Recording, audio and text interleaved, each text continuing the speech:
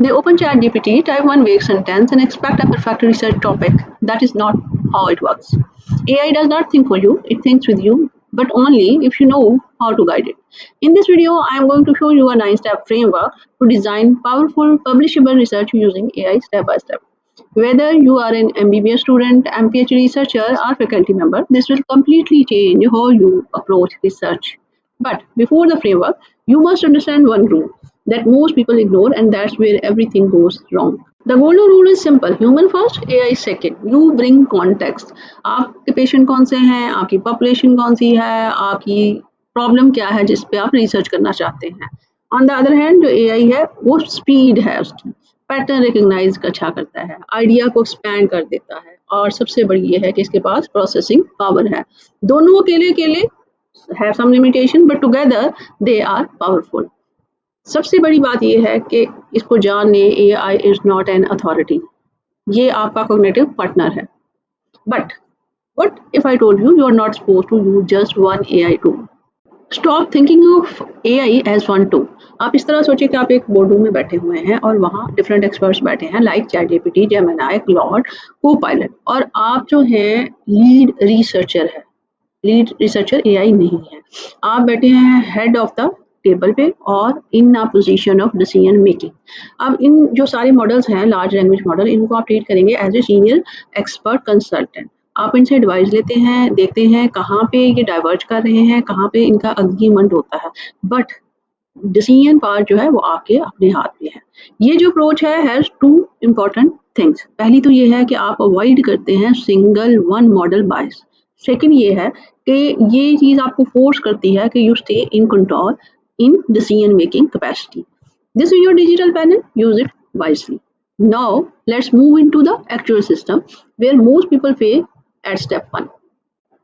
Let's discuss the 9-step framework one by one. Step 1, human anchor. आपको अपनी real problem define करनी है, real population देनी है किस पे आप करना चाहते हैं रिसर्च, और अपनी कॉन्टेक्स्ट देना पड़ेगा. इसके अलावा एथिकल बॉन्डिंग डिफाइन करनी पड़ेगी. Then the step 2, AI ready prompt. इन 4 कंपोनेंट्स पे देखें ये क्या है. दैट इज आपको जो AI को देने हैं, that is background context, purpose and constraint, target population and output format देना है. अब एक जो वीक प्रॉम्प्ट होता है ये give you a generic response. जो स्ट्रॉन्ग प्रॉम्प्ट है give you a research partner. Difference क्या है? वीक प्रॉम्प्ट देखें तो give me a research topic, ये एक वीक प्रॉम्प्ट है. अब I am going to give you an example of a strong prompt. I am a public health researcher in Lahore. My focus is maternal health in peri-urban communities. I need 5 feasible cross-sectional study ideas that can be completed within 6 months using primary data collection. Give me academic type title. That is an AI-ready strong prompt, जो कि आपको एक strong response देगा. Better input, better output every time. Now comes the part where AI becomes extremely powerful, but also dangerous if used wrong. Now comes the creative stage and this is where AI truly shine. ये है step 3, divergent thinking. Ask AI कि आपकी ideas को वो expand करे. इस वक्त अभी फिल्टर मत करें. Ask for 20 research angle, 15 variation on your topic. Unusual जो है interdisciplinary जो connection है वो find out करें. और let the AI generate a cloud of possibility, जैसा कि आप देख रहे हैं scattered जो dots हैं on the slide. अब गोल यहाँ पे आपका क्या है? वॉल्यूम प्रोड्यूस करना, क्वालिटी अभी तक नहीं है. आप देखना चाहते हैं वो चीज़ जो पे आप अकेले नहीं सोच सकते थे, वो आइडिया जो आपके दिमाग में पहले नहीं आ सकते थे. And here is the real problem कि यहाँ पे स्टेप 3 पे most of the researchers stop. जो भी उनको पहला आइडिया अच्छा लगता है, इंटरेस्टिंग लगता है, उसको चूज कर लेते हैं एंड द प्रोसेस स्टॉप. यहाँ स्टॉप मत करें. गो टू स्टेप 4, जो कि स्टेप 4 है पैटर्न रिकग्निशन. अब आपने क्या करना है? दिस इज द स्टेज जहां आपने फिल्टर लगाना है. आपने उस क्लाउड ऑफ आइडियाज को देखना है और उसमें से वो टॉपिक जो ऑलरेडी पहले रिसर्च हो चुके हैं, जिनका कॉन्टेक्स्ट आपके कॉन्टेक्स्ट से मैच नहीं करता है, जो जेनेरिक टॉपिक्स हैं, उनको आपने जो है वो छोड़ देना है और आइडेंटिफाई करने हैं वो टॉपिक जो नोवेल हैं, जो ओरिजिनल है, रेलेवेंट हैं और आपकी जो पॉपुलेशन है उसमें ग्राउंडेड है. अब यहाँ AI क्या कर रहा है? AI एक्सपेंड कर रहा है और आप रिफाइन कर रहे हैं. That is the partnership. But even a good idea can fail if you don't understand what already exist. Before you commit to any research idea, you need to know what already exists, and this is the step 5, map the existing landscape. AI से कहें कि आपको summarise करके दे current state of literature on your topic, इसमें 3 चीज़ें demand करें। What type of study has already been done, उनकी मेथोडोलॉजीज़ क्या थी और इसकी एकेडमिक डिबेट क्या थी, कंटेस्टेड फाइंडिंग क्या थी, गैप क्या थे। आप इस वीडियो पे देखें और think of the existing literature like a trend map. अगर आप देखिए कुछ पीक्स हैं जिनको जो वेल एक्सप्लोर्ड होती हैं और कुछ होती हैं जहाँ पे अभी लोग पहुँचे नहीं होते हैं। तो फ्लैग जहाँ पे लगा हुआ है, actually this is the academic debate जो कि अनरिजॉल्व्ड है और ये आपकी एक्चुअली रिसर्च अपॉर्चुनिटी है। आपको एक प्रॉम्प्ट दे रही हूँ, इस प्रॉम्प्ट को आप यूज कर सकते हैं, जैसे summarise the 5 most common study design use to investigate X in low income setting, identify what remain under studied. ये स्टेप आपको सेव करेगा इस चीज से कि आप बार बार ये जो पहले से रिसर्च किए गए टॉपिक्स को आप दोबारा से रिसर्च करें और आप इस पोजीशन में आ जाएंगे कि you can contribute something generally new. But here is a critical mistake that can destroy your research credibility. The thing which is critical for research integrity is the next step, that is the trust pattern. सारी जो information हमारे पास होती है, information resources होते हैं, उन पे हम ट्रस्ट नहीं कर सकते। जो मिनिमल जिन पे हम ट्रस्ट करते हैं वो इंटरनेट अननोन इंटरनेट रिसोर्सेज होते हैं, उन पे हम मिनिमल ट्रस्ट करते हैं। But on the other hand जो है वो पबमेड है, स्कोपस है, वेब ऑफ साइंस है, जिस पे हम मैक्सिमल हमारा ट्रस्ट होता है और ये एस्टैब्लिश्ड जो है पीयर रिव्यूड साइटेबल चीज़ें हैं जिस पे हम ट्रस्ट कर सकते हैं। Then the question is where does AI set? AI sits right in the middle. Optimal trust, not blind trust. AI requires verification क्योंकि AI can hallucinate. ये आपको कॉन्फिडेंटली ऐसे पेपर साइट करके दे सकती है जिसका जो एग्जिस्ट ही नहीं करते हैं, ये ऐसे स्टैटिस्टिक्स दे सकती है जिसका कोई सोर्स ही नहीं है।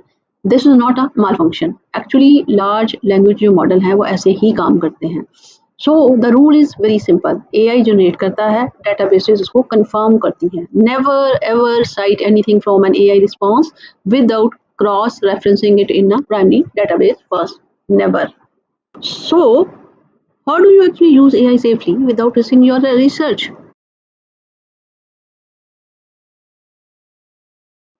You know, have a short list of novel verified research ideas, but can you actually do them? Here comes the step 6, the feasibility filters. Feasibility filters क्या है कि आपको अपने जो आइडिया है उसको 4 गेट्स हैं जिनमें से पास करना है। Gate 1 is time, is this achievable in your available time frame? 2 साल का जो RCT है फाइनल ईयर के स्टूडेंट के लिए फिजिबल है या 2 मंथ की क्रॉस सेक्शनल सर्वे फिजिबल है। गेट 2 है access, do you have access to the data और पार्टिसिपेंट यू नीड? जैसे ICU में अगर आपने स्टडी करनी है तो आपको हॉस्पिटल कोलैबोरेशन चाहिए होगी और कम्युनिटी सर्वे करना है तो आपको फील्ड एक्सेस चाहिए होगी, इसलिए be realistic.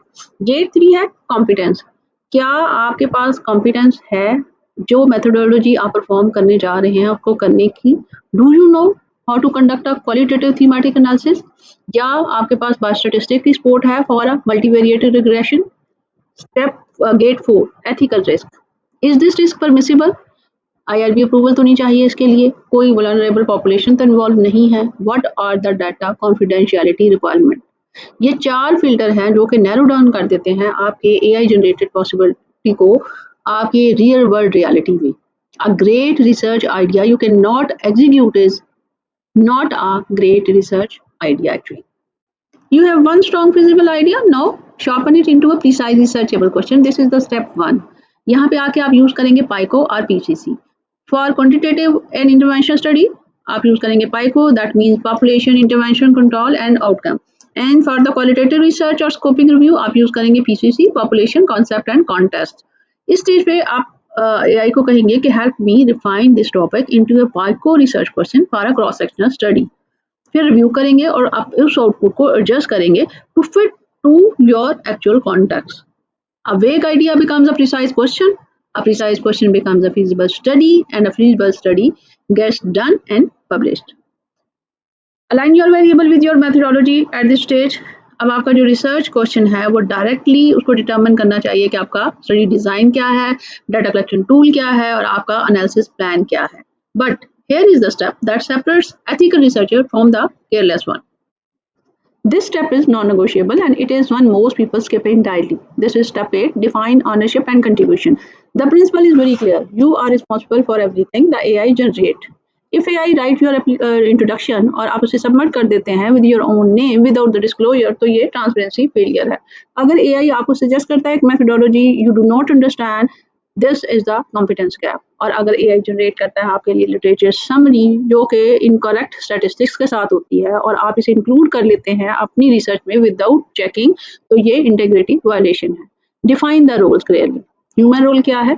Idea conceptualisation, verify करना, इंटरप्रेट करना और एथिकल जजमेंट देना।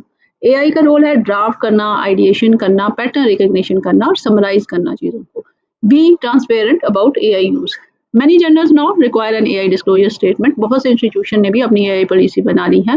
Know them, follow them. एक ही प्रिंसिपल है जिसे आगे रखा जा सकता है, that is, it was not that I blindly believed that AI said. That should be true of every researcher who uses this framework. And the next is the final step, what makes you better with every project. The final step and the one that build you better researcher than the other. That is step 9. Reflect on the process. जब आपने complete कर लिया है अपना AI augmented research design session, तो अपने आप को 3 क्वेश्चन पूछिए। Number 1, where did AI help you the most? Identify करने में टॉपिक को जनरली उसने कंट्रीब्यूट किया, कोई आइडिया ऐसा दिया जो आप अकेले नहीं आपको आ सकता था, लिटरेचर कनेक्शन ऐसे दिए जो आप मिस कर सकते थे। Question number 2, where did it mislead? क्या इसने ओवर जनरलाइज कर दिया? बी ऑनेस्ट, क्या इसने ऐसी डायरेक्शन दी जो टू ब्रॉड थी, या क्या इसने ऐसी कोई इनॉक्यूरेट इंफॉर्मेशन दी जो कि वैलिडेटेड नहीं थी? इसे नोट कर लो। Question number 3, what would I do differently next time? अगली दफ़ा क्या मैं डिफरेंट करूँगी? अपने प्रॉम्प्ट को एडजस्ट करूँगा, अपने रिसर्च प्रोसेस को ज़्यादा रिफाइन करूँगा, क्योंकि ये सारी चीज़ें जो हैं, each one of these things makes you a more effective researcher with time. Reflection जो है ये रीइंफोर्स करती है the most important principle of this entire framework, और वो क्या है कि AI इज अ पार्टनर, आपका डिसीजन मेकर नहीं है। You are the decision maker. You grow, your prompt improve, your research quality improves, but there is one silent mistake happening in the academia right now. Before we close, I want to address something I see in academics environments and it concerns me as a researcher a lot. The silent ethical failure. Some researcher avoid AI completely out of fear. उनको fear होता है कि misconduct की accusations ना लगे. Fear of looking like they are cheating. वो fear होता है, ये तो understandable है, लेकिन ये lead किस चीज़ की तरफ कर रहा है? This is leading us to a different kind of failure. AI को यूज़ करना as a support tool cheating नहीं है, लेकिन अवॉइडिंग AI जबकि हमारे पेयर, हमारे कंपेटिटर इसे यूज़ कर रहे हैं रिस्पॉन्सिबिलिटी के साथ और इसे यूज़ कर रहे हैं to improve the research quality, actually is a missed opportunity. Here is the real risk. Avoiding AI can lead to suboptimal research quality. हमारे लिटरेचर रिव्यू को स्लो करती है, वो हमारी आइडिएशन को नैरो करती है, हमारी मेथोडोलॉजी की एक्सप्लोरेशन जो है उसको वीक करती है। तो गोल हमारा ये नहीं है कि AI ड्रिवन रिसर्च की जाए, हमारा गोल ये है कि human intellect should be supported by machine speed. Open the door, not blindly but thoughtfully, transparently and with full ownership of your work. Let's summarize everything into one simple framework in the next slide. Let's bring the full framework together. Here are your 9 steps. This is your checklist for every research design session. Number 1, human anchor. अपनी problem को define करें. Number 2, AI ready prompt. एक strong prompt बनाएं for the stronger response. Number 3, divergent thinking. AI की मदद से इसको अपने idea को expand करें. Number 4, identify करें pattern को. Filter करें for the novelty. Number 5, map the landscape. देखें पहले क्या जिस पे research हो चुकी है, कहीं आप उसी पे दोबारा रिसर्च तो नहीं कर रहे। नंबर 6, फिजिबिलिटी फिल्टर लगाएं, 4 गेट से अपने आइडिया को गुजारें, टाइम, एक्सेस, कॉम्पिटेंस और एथिक्स से। Number 7, refine the question by using PICO और PCC। Number 8, define contribution, ownership and transparency. Number 9, which is most important step, that is reflect, critique and improve. This is a human-led process. AI augments the loop, but you drive every stage. If you found this framework useful, I want you to do one thing right now. Comment drop करें और मुझे बताएं कि कौन सा research topic area है जिस पे आपको आप आजकल विद AI के साथ एक्सप्लोर कर रहे हैं। I read every comment and if you are a faculty member तो अपने स्टूडेंट के साथ इसको शेयर करें। This framework is directly applicable to thesis supervision. I am professor doctor Tazeem Shahbaz. Keep learning, keep researching and remember, in research you are always the lead author. See you in the next video. अल्लाह हाफिज़।